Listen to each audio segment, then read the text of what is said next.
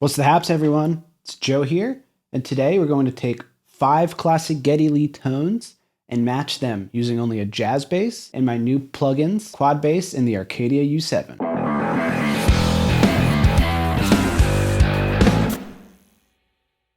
So first up is Free Will from the Permanent Waves album. Geddy's using his Rick here, I believe some Ashley preamps as well for that distortion. I have some of the high end boosted just a tiny bit to emulate some of that sort of clank that you get from hitting your strings against the Rick when it's got low action as well. A decent amount of distortion in the high mid band to cut through the mix. A little bit of scoop going on in the low mids as well. Also, I'm going to show the presets for each track while I'm playing it, and in addition, if you go down below, there's going to be a Dropbox link to the preset files as well.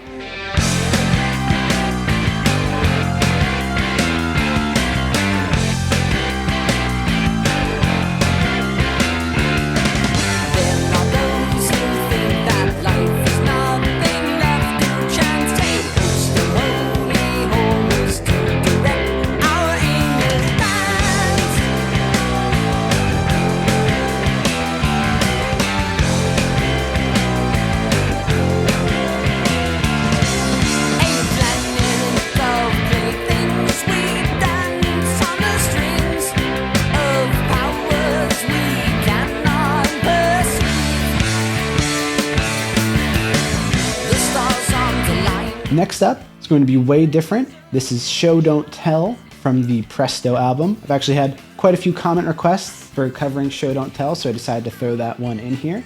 Of course, Geddy's using his wall bass in this one, which I do not have, but if anyone out there does have a wall bass, isn't using it much, wants to part with it, please let me know. I'd love to, own one eventually. But for now, I'm using the jazz bass.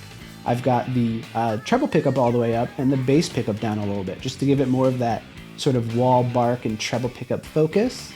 And in addition, I'm scooping the low mids and I have the highs pretty high up on this one to sort of get that sort of, it sounds almost like an SSL high shelf that they just threw on the whole mix or something, where everything's got that high boost. You don't have as much of the bottom end on this album, but it's a very shiny album.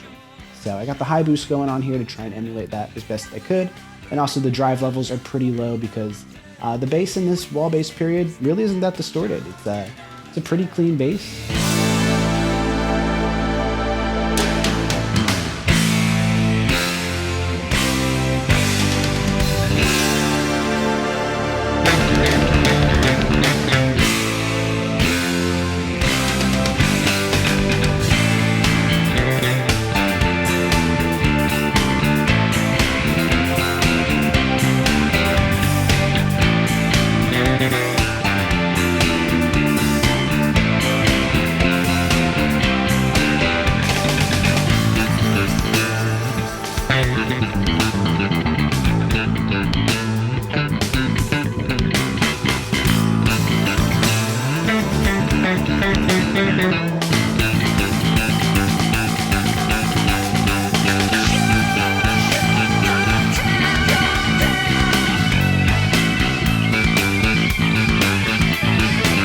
Number 3 is going to be Cut to the Chase from the Counterparts album. This is a really fun one because this is probably the cleanest tone you'll find Geddy having while using the jazz bass. He's been known for sort of the distortion in recent years, but his Counterparts tone is really unique because it's just sort of growly and vintage. They're using that big Ampeg SVT stack, and that's about it. So I don't think there's even, I'd be surprised if there was a sand zip on the record. He might have started using it live after, but it really just sounds like nice amp, mic'd well, So it's a pretty clean sound. It still pokes through in really nice ways and still has a lot of warmth to it. So that's sort of what I tried to emulate here.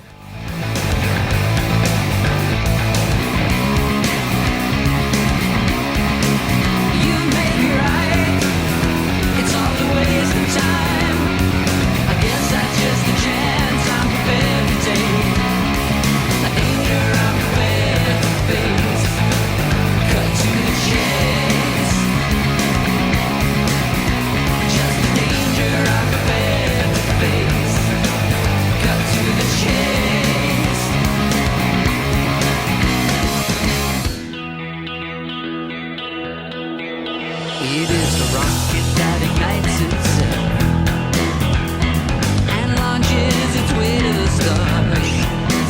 For these next two examples, I'm going to be using both QuadBass and the Arcadia U7.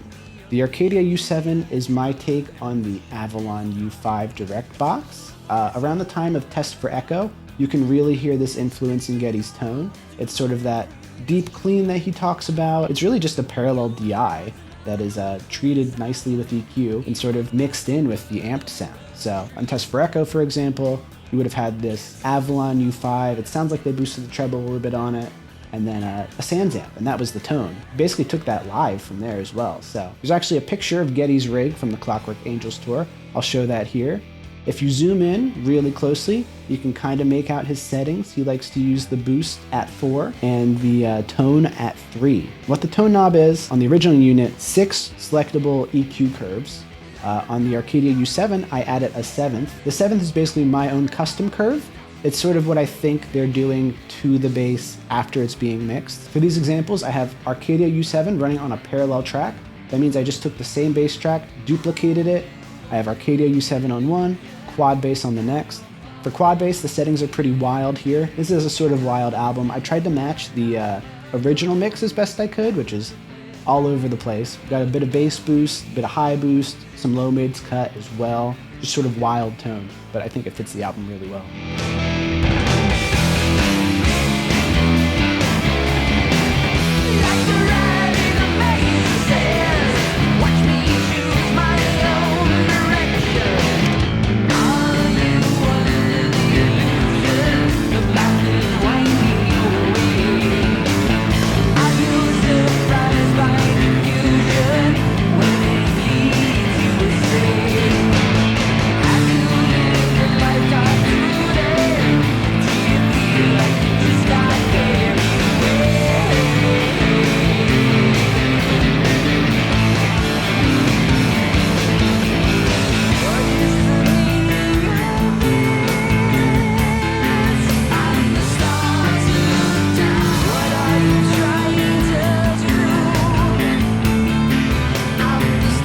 Finally, our last example is going to be Clockwork Angels. What I really enjoy about this tone is this is after Geddy had his bass repaired. I believe the treble pickup was not responding correctly, and you can sort of hear through the 2000s, especially on Snakes and Arrows, the bass pickup sounds like it's doing a lot of the work. It's sort of that unique sound that his #1 bass was getting at the time. Around 2010, he decided to have the pickups rewound. Good is new, which basically means if you have a jazz bass and you turn your pickups both all the way up, you will get basically that Clockwork Angels sound. Surprisingly, not a super distorted tone. We've got the Arcadia U7 on one track for that clean sound. And then for the amped sound, we're not going crazy with the distortion as well. Distortion levels are pretty low, and we're just cutting through with that high mid channel there. On the road, and only by fire, going where I want instead of where I should. I peer out at the passing shadows, carried through the night into the city, where a young man has a chance of making good, a chance to break from the past.